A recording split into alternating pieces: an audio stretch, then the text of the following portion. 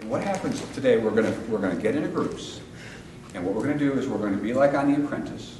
You're going to have a few minutes to put together a presentation. To do what?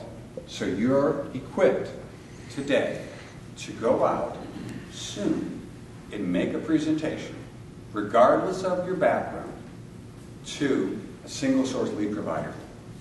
You're not limited to divorce attorneys, etc.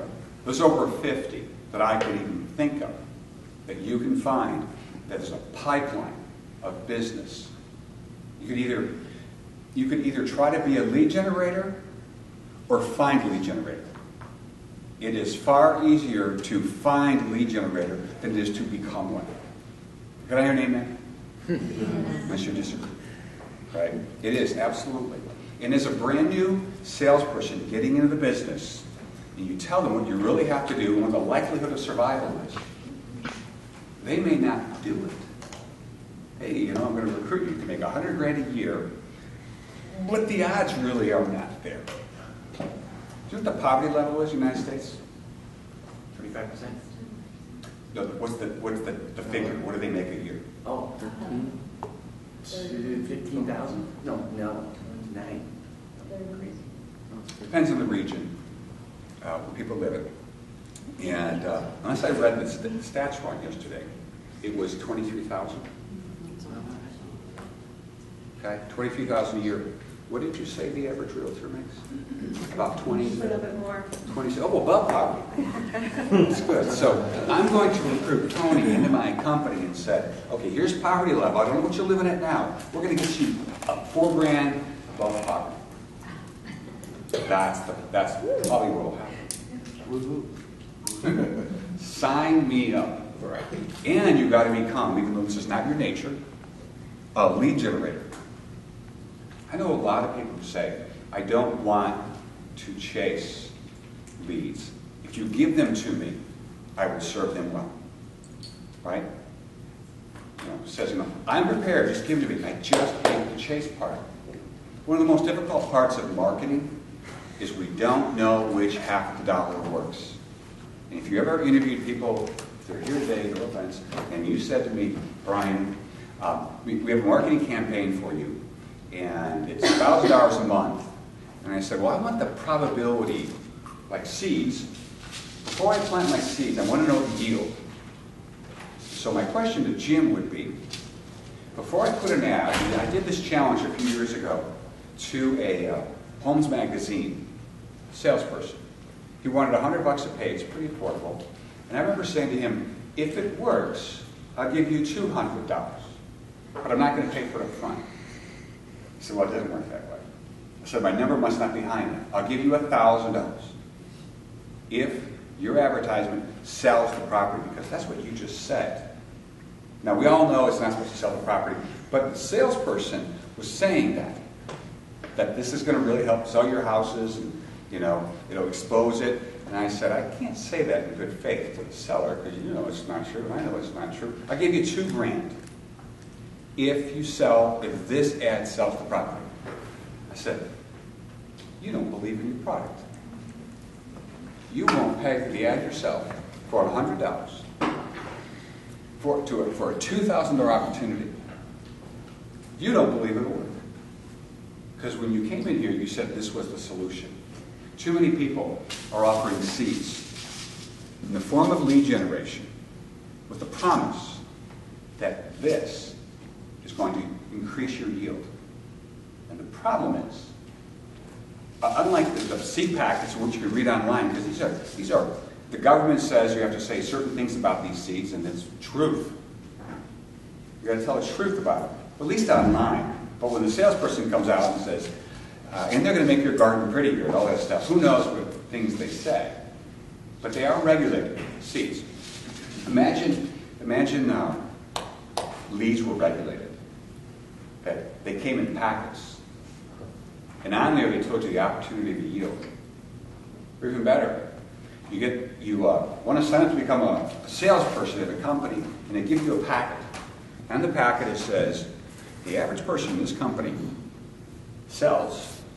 earns $27,000. closes 8 transactions a year. 84% chance of failure in less than 2 years. And it came in a packet, and there was this disclosure, because you have to do it with seeds. We don't have to do it with leads. Because I'm selling internet leads today, by the way. They're $1 a piece, and I guarantee they're going to produce what you want. Not. Okay? So, as far as what is the objective today, I've got to return to my notes for this. I know it, but I said eloquently in my notes. That's mission today is not about attracting more buyers to your website. It's not about that. It's not how to hold a better open house. It's about equipping salespeople so that they may obtain the highest yielding lead source. And that's really what the mission is today. I had a business coach a few years ago. You might want to write this down. In fact, I hope you walk out of here with pages of notes. Because I doubt you're going to remember it. When my wife and I go to church, she always says to me when we get in the car, "What'd you think of Jim's sermon?" And I just take notes copiously. When I'm in church, or, when I'm just chatting with people, I'm always writing down. I have a learning disability, and my son has the same thing. I can hear what you say, but I don't process it. Unless I write it down, sometimes I won't remember what we talked about. So, unless you don't have that challenge, I hope that you write it down, because the goal here is that you can go back to your notes to reinforce what we're doing. This hopefully got some people, Dave, to pick up their pen. Dave's my friend. So here's what the business coach said. There's a direct correlation between the desire for a goal and the preparation required to accomplish it. There is a direct correlation between the desire for a goal and the preparation required to accomplish it. Part 2. And the amount of preparation should be in direct proportion needed to fulfill the desired outcome.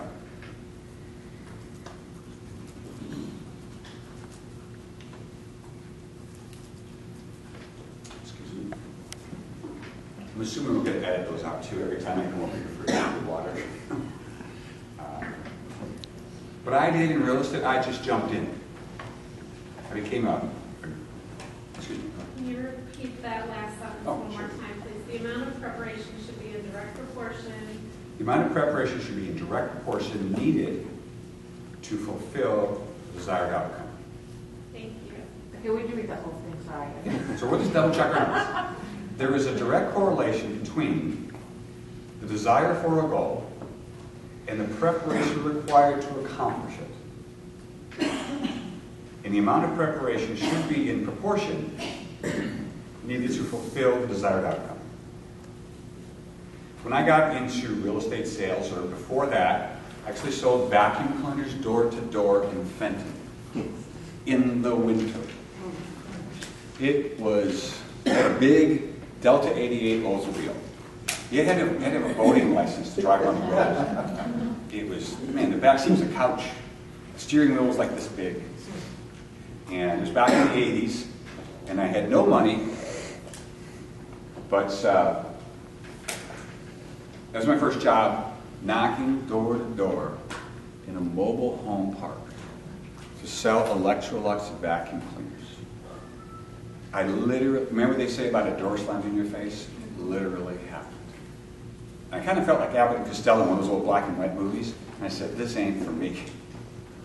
So eventually got a sales job at Evergreen Lawns around September at the end of the season, which was a stupid thing to do.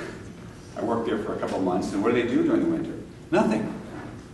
You're all straight commission. See you in the spring, or January or February when they start reselling it. As a gun decker agent, when I started out, I knew the things I shouldn't be doing, but I did them anyway. And I had an idea when I eventually went full-time, and I had no money. So I said to a woman there, got to her age, her name was Anne Franklin. I said, Anne, I have no money, but I have potential. And I started delegating all of the normal tasks that a realtor does, because she knew what they were. All I wanted to do is what? Lead generate. Because I'm starving. And I've got to go out and get business. So, many of you might be like that. You say, I don't have the money, but I have the potential. And so I really just jumped into real estate. And started just throwing seed everywhere. You know, I tried just listed. Eventually I was paying agents to do phone duty for me. I figured it wasn't worth my time, and I'd give somebody $20, they'd take my shift. Because I knew, again, I'm not bashing it, I just found it to be low yield. And what were we after? We're after high yield referral business. So, what I want to do is I want to find out from you all, there's a marker here, what types of lead generation that we're doing right now, and we're going to try to determine the yield. And we're going to try to figure out, is this the best way to go? All right? So, just kind of shout out something you might be doing. Networking groups. Now, like a B&I. B&I, Yellow Tie. Yes. Yellow tie, we'll talk about that later. By the way, I'm a huge endorser of the B&I, provided you get in the right group. I was in a winner group, but I was in another one. In the winner group, I landed the Southwestern Bell account before they moved to San Antonio. Got 21 listings in a short period of time because of my friend Jeff Letts, who I met through a B&I group.